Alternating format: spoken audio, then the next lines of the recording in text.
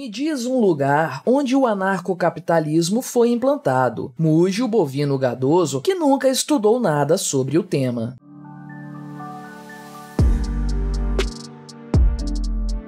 Uma das primeiras objeções ao anarcocapitalismo é que ele não passa de uma utopia muito louca. Mas neste vídeo, argumentaremos que a sociedade privativa de contratos, o anarcocapitalismo, já existe no nível macro. Os países são anarcocapitalistas entre si, se não vejamos um exercício mental. Vamos imaginar que cada país seja uma pessoa física e que seu território seja a sua fazenda produtiva. Os fazendeiros reconhecem os limites de sua propriedade e das propriedades alheias. Todos eles possuem armas e se defenderão de forma legítima caso sejam atacados. O senhor Brasil vive numa fazenda com muitos recursos, mas ele não sabe produzir riqueza com tanta eficiência. A senhora Coreia do Norte é pobre, porém beligerante e agressiva. Ela se diz socialista. O senhor Estados Unidos tem uma grande fazenda, muitas armas e riqueza. Ele influencia o debate e a cultura de vários outros fazendeiros. Todos os fazendeiros países comercializam entre si seus excedentes. O nome disso é acordo comercial. Mesmo que a dona China se diga socialista com seu rebanho interno, na ordem natural das coisas, ela é capitalista, pois ela reconhece a propriedade dos outros fazendeiros e comercializa com eles de forma voluntária. Quando um país não aceita a propriedade privada de outro, o que resulta disso é guerra. Aquilo que é tomado sempre é feito pela força. Aquilo que é dado ou trocado sempre é feito pelo acordo. Ademais, não existe um Estado supranacional que legisla para o senhor Estados Unidos da América ou para a Madame França. O que existe então? Como eles seguem a lei? Ora, a lei é o justnaturalismo, liberdade, propriedade e vida. Tem como ser diferente disso? Não existe um real positivismo entre os países, a não ser, antes de tudo, a lei natural de propriedade. Então, o que rege as relações entre eles? Resposta: contratos. Só que contratos entre países são chamados de tratados internacionais. Os líderes dos países assinam acordos que contêm sanções econômicas e comerciais caso algum deles descumpra as cláusulas. Essa é a ordem espontânea das coisas. O voluntarismo é o caminho certo. Diferente disso, o que resta é coerção.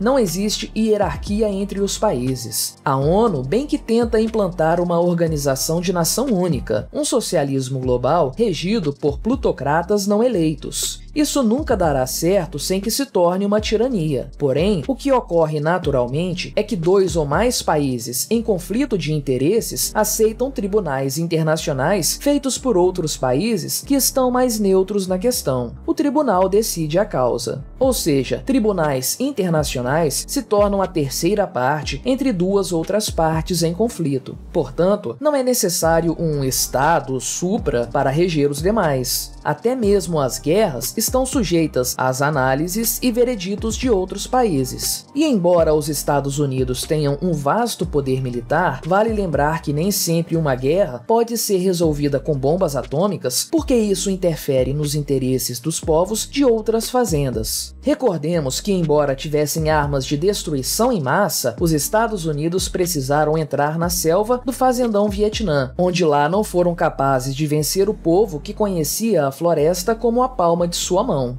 Vale mencionar também a Revolução dos Cocos entre os anos de 1988 e 1997, quando um exército amador da Nova Guiné venceu as tropas australianas usando óleo de coco como combustível para veículos dentro das matas. Preste atenção, os países são anárquicos entre si. Não existe um Estado hierárquico, mas um só mercado internacional anárquico. Essa é a lei econômica da vida. Diante de impasses entre duas ou mais partes, há que se aceitar de comum acordo uma terceira parte que mais se aproxime da isenção. É assim que tem que ser em nome da paz mundial. De outra forma, o que sobra é violência. Certo dia, a senhora Cuba quis peitar o fazendeiro Estados Unidos e recebeu o boicote comercial. Agora, culpa os Estados Unidos pela sua pobreza, dando claro atestado de que o que existe é o capitalismo. Ainda que um país seja 100% comunista, ele precisará importar exportar minérios, alimentos e medicamentos. É impossível um país ter todas as matérias-primas ou ser capaz de produzir tudo.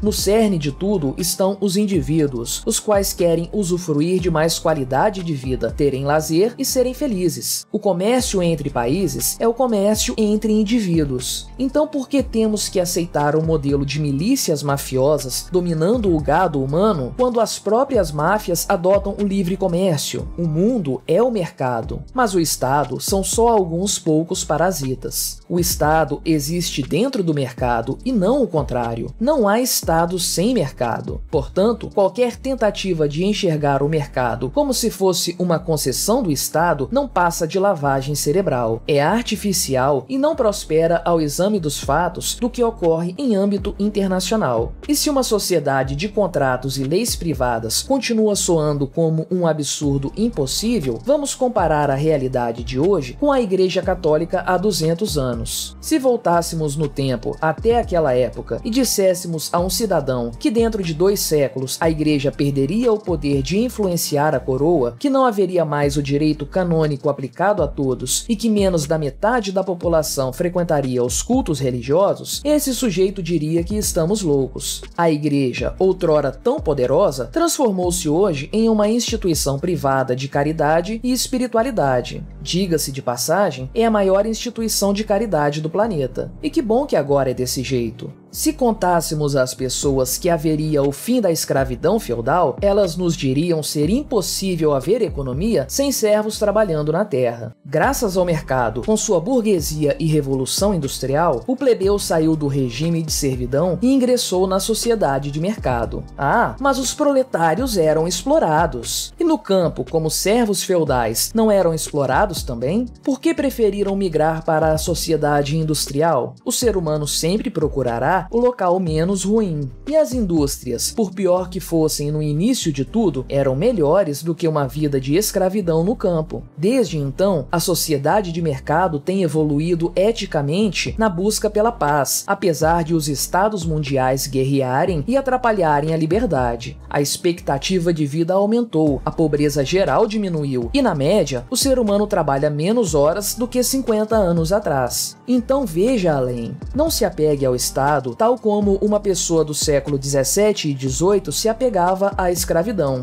Uma instituição que causa expoliação nos indivíduos por meio da coação será errada em qualquer época, quer seja no passado, quer seja agora ou daqui a centenas de anos. É engraçado ver conservadores e mesmo progressistas que se dizem espiritualistas, mas defendem a existência do Estado nos moldes atuais. Indague-lhes para ver como são suas visões de mundo e se surpreenda como eles extrapolam o modelo de hierarquia coletivista e domínio para o campo espiritual. Jesus é um rei numa grande hierarquia de anjos. Somos servos, nossa individualidade deve ser suprimida, só existe o todo e assim por diante. O Estado é como o Deus de uma religião decadente e promíscua. As divindades na religião do Estado se fazem pelo culto à personalidade de líderes e de símbolos. A mídia mainstream é o emissário dessa religião e a burocracia da máquina pública é o seu ritual. As escolas estatais e o currículo centralizado nas mãos do governo são a catequese da doutrinação. Os programas sociais são a caridade hipócrita visando uma recompensa. Os direitos positivos são os dogmas e as promessas. Os sacerdotes nessa religião são a casta de juízes estatais e servidores públicos de alto escalão. Os indivíduos são os devotos sectários do coletivismo. Enfim, é a seita de um Deus que falhou, e o salário desse pecado é a perda da nossa liberdade. Este vídeo foi resultado da colaboração entre Rhodes, Paulo Almeida e Quintessência. Inscreva-se no nosso canal, curta e compartilhe este vídeo para nos ajudar a crescer. Considere nos apoiar financeiramente doando alguns satoshinhos. Os endereços das nossas carteiras estão na descrição. Até o próximo vídeo.